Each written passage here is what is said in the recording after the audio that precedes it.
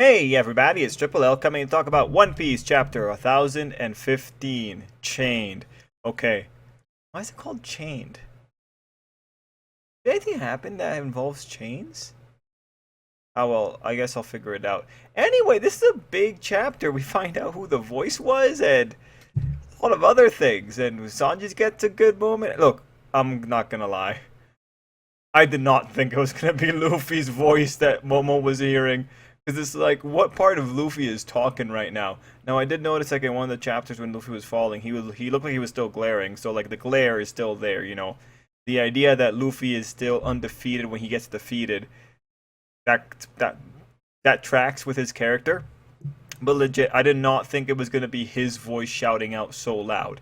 And what's interesting too is that Law's crew heard it. That is ridiculously interesting. I can't even imagine like someone screaming at. Like, what is Luffy saying when he's drowning?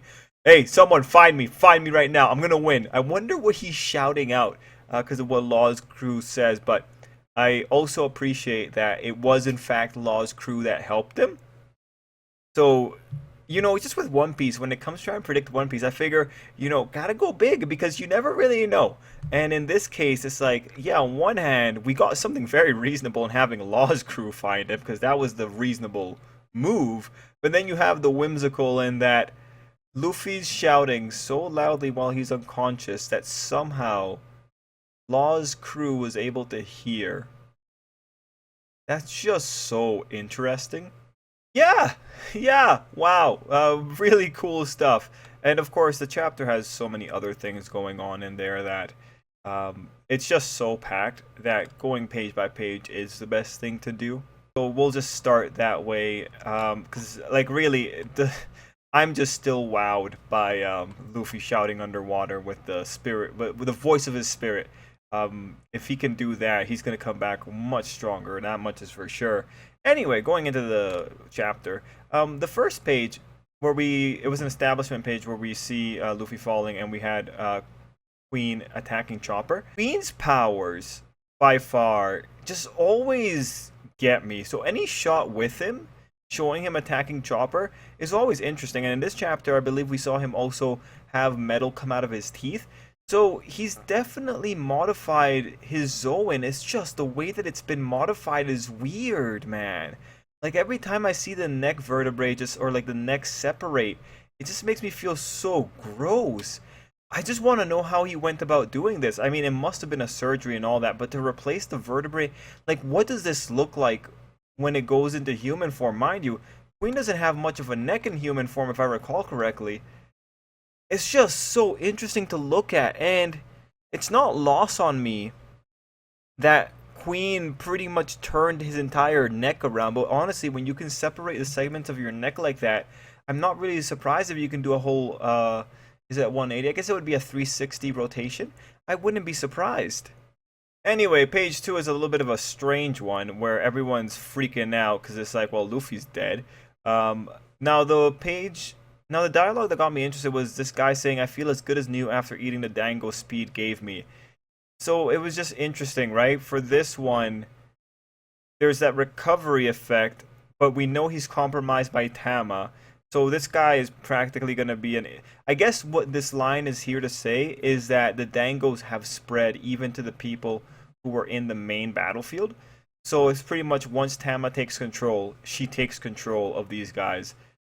So if we remember, the people who got really screwed over were the pleasures because the pleasures were just kind of there. And in the chapter, you can see the pleasures are still being hit by the Kaido side. So once we have the pleasures, and then once Tama arrives, likely the gifters go over. So I'm pretty sure that's the purpose of the dialogue, aside from just this guy observing the obvious. On that same page, we also had Zoro, Sanji, Izo, and Kawamatsu. Of course, hilarious to see Sanji using Zoro as a weapon and taking out the frog guy. And then we had Izo pointing out for the readers what's going on. They're just trying to hurt the morale. I mean, they're trying to hurt morale, but they're also stating the truth here. Now, page 3 is a simultaneous page between Chopper and Queen and Perospero. Now, I gotta say, along with what Queen was saying, it's disappointing. You were all fired up earlier, so I thought I'd play along.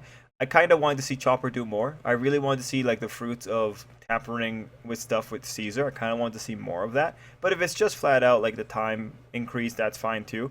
Regardless, like I said last week, you know, if Chopper gets anything versus Queen, that would be so unexpected that I welcome it in any form. So when you have it here, I honestly don't mind that Chopper is on the ground. Like remember, these guys are what, the three disasters of Kaido, and Jack is one of them. Like Jack's already set the bar so high. Chopper being able to survive this long, I'm so happy for the character. I don't really need anything else from Chopper. Now, let's see. I think the next page is where Sanji arrives. And this page is where you see these weird things that the Queen has in his teeth. Actually, did he just file them down? Man, Queen is so weird. Now the shot of Chopper looking like he's gonna be in trouble, like that was pretty scary. But of course, we had Sanji come in with Zoro. It looks so funny all the while. Regardless, we finally get Sanji in. So if we're gonna have a Sanji fight with Queen, if we get any support from Chopper, that would be quite lovely. But we already have Zoro coming in. He needs help. So honestly, especially with Queen having connection to Judge, if you have Sanji versus Queen, I think that's going to be really interesting. This is appropriate. I think it's cool that he'll get to have this fight. I really hope we get to have the full fight. Now, in terms of the lineups, everyone is pretty much stacked here. Chopper already had his moment here. He doesn't need to have any more. Now with Sanji, we have Sanji booked. We have Frankie booked. We have Jinbei booked. We have Brook and Robin booked. Nami and Usopp have pretty much done what I would want from them. Now, mind you, Nami's got something new, so that's probably going to set her up for some stuff later. At this point, I'm just wondering if Zoro's going to be recovered and going to be able to go up against King and have like maybe a little bit of maybe give him another kind of handicap type fight. I would like to see him go up against King, but Marco is still a factor here. We see something pretty clever in that thanks to the many degrees of motion that Queen has, thanks to his modifications, I assume that's what happened here. You have Sanji making Queen flail around so much so that it's able to deflect Perospero and also like potentially take him out of the fight. Anyway, the whole shot there with Sanji coming in, it was pretty cool, especially when Sanji's telling Chopper good job for pulling through. I especially like everything that happens after that with Sanji pointing out, well, you know, we've seen Luffy do crazy things. So overall, in terms of group dynamics and group interaction, that was pretty neat. It's always cool when the weak characters get told, hey, you did pretty good. Because this guy is actually a monster. And Chopper is one of those characters that he really does interact well enough in the short term against really scary people, right? He interacted well with Queen, not going down like a chump in one hit. And we all remember that one time that I think, yeah, it was he absorbed a blow from Big Mom, thanks to all the fluff. Like Chopper has, again, Chopper in short term always looks really good. And it's really worthwhile to see it here. It is kind of funny to see such a giant monster crying, though. Anyway, the next sequence just goes into the flashback of how Momonosuke and Kinemon got to the point that they were calling each other son and father, which was really cute. It's really just there to motivate, to show why Kinemon is trying so hard. Honestly, when you see him try, first, I love that his head isn't squished. So I appreciate that. But otherwise, when you see Kinemon actually jabbing Kaido, what I'm interested in, does the sword actually go into Kaido's body? I'm not too sure. Like this is the one shot I can see here. If it went into his body and cut him, that would be pretty impressive. But let's assume it didn't really. Regardless, the whole sequence I think was well constructed. I understand that Kinemon legitimately cares about Momonosuke. The fact that he's bringing up the father sequence, I think that might be Kinemon's way of thinking like he really does care about Momonosuke like a son. And given that this is like the moment that he's thinking about as he stabs Kaido, I think pretty important. Now Kaido does run him through, and I think Kaido does say something pretty cool here in that embrace your honorable death like a true samurai. So I like that he calls it an honorable death. You know, Kaido's sense of respect is just kind of all over the place in this in general. And this is I think this is another one of the good Kaido moments. Anyway, after that we find out Momonosuke pulled one heck of a sleight of a hand and has one of the frog marries. So that's worthwhile, and this is where we find out, of course, that Luffy is the one talking. So overall, this is a really powerful moment. Good a moment for saying it, and let's face it, flat out pretty epic. This is an epic moment to have here, and just knowing that Luffy told him that he would definitely come back is so interesting. After that, we have a nice little montage sequence of relevant people. Now, of these people, some of these people don't show up later, but we see Hyogoro, we see Luffy still falling.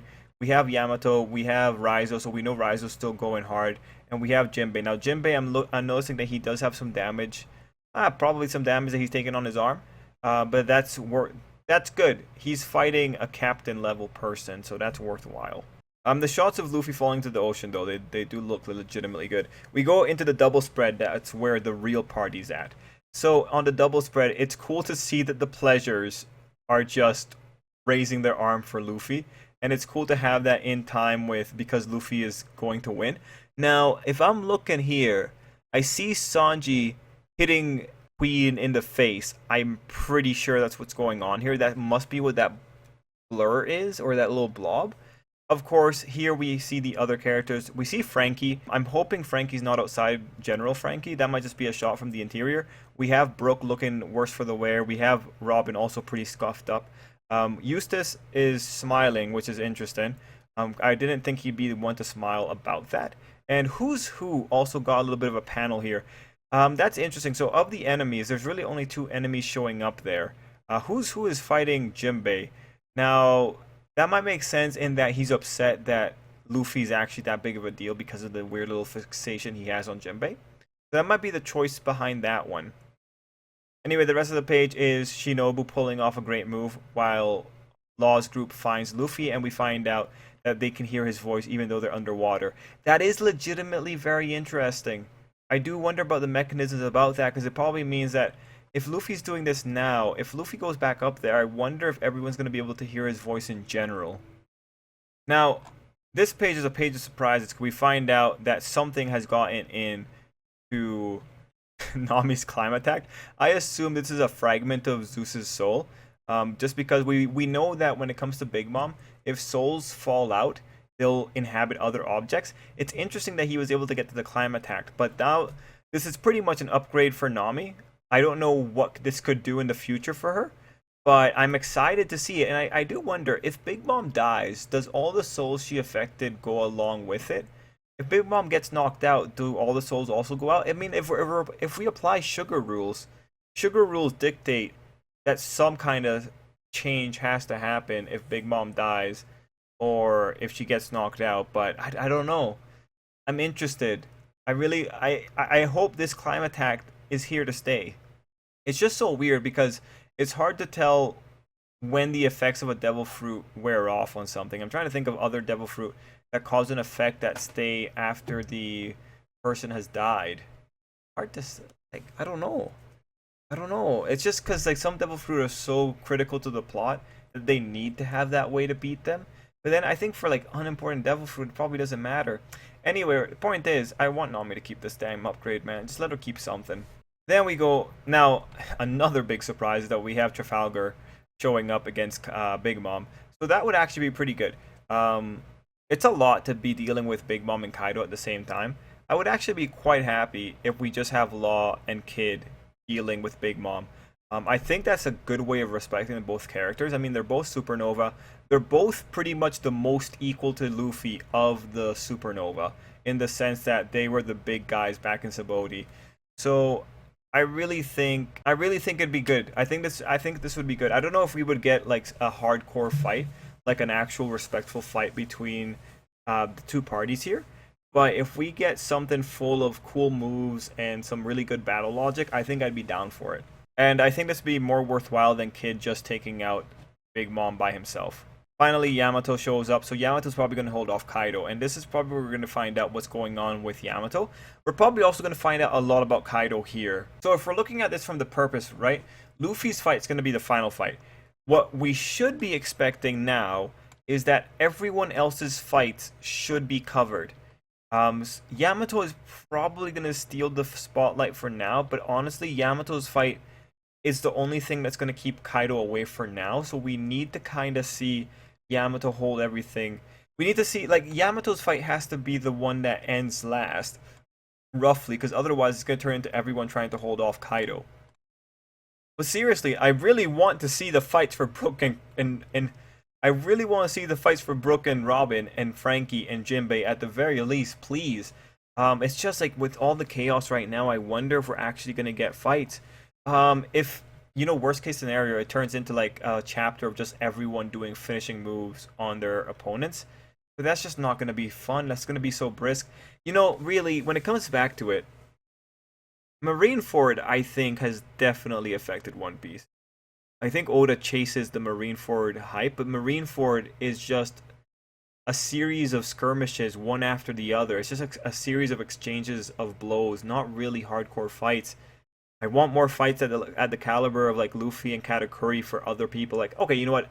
Half as good as Luffy versus Katakuri. If you give me a fight half as good as that for everyone else, that would be pretty alright. I don't like the skirmishes. Man, even with the face shots, right? Just to speak to you about the kind of thing I would like. When you have Robin, you know, showing up in the chapter smiling, I'd love to see that in context of her maybe using an attack against Black Maria and Brook in the background there with a Soul Solid instead of just showing them in face shots, right? I kind of want more of that energy because at least then we could say something like, oh, something cool's happening there. Heck, you know, more maybe in line with the spirit of Raizo versus the other ninja there. That's the kind of thing I want. Only if we're not getting those fights. But man, still, I want to see cool stuff, man. Yeah, okay. You know what? As long as Luffy's not here, Hope is still alive. So let's hope that Luffy's return takes a while. The other thing is that I don't know if Oda feels comfortable keeping Luffy out for like 10 chapters. Okay, let's think about it. When could Luffy come back to the top? I think chapter 1023. 1023, Luffy shows back up at the top side. I think that's a fair estimation. I kind of just plucked that number out of what came out of my mind first, but I think that would be fair. I think you could shove in a lot of fights there. Alright, I'm gonna go with that, yeah. Guys, let me know what you thought down below. Overall, it's an exciting chapter. I'm definitely interested, and I do want to see if Luffy's gonna come back. Well, no, he's gonna come back strong. I'm excited to see what that voice stuff is gonna do now. Anyway, guys, let me know what you thought down below, and until next time, I hope you have an absolutely great day.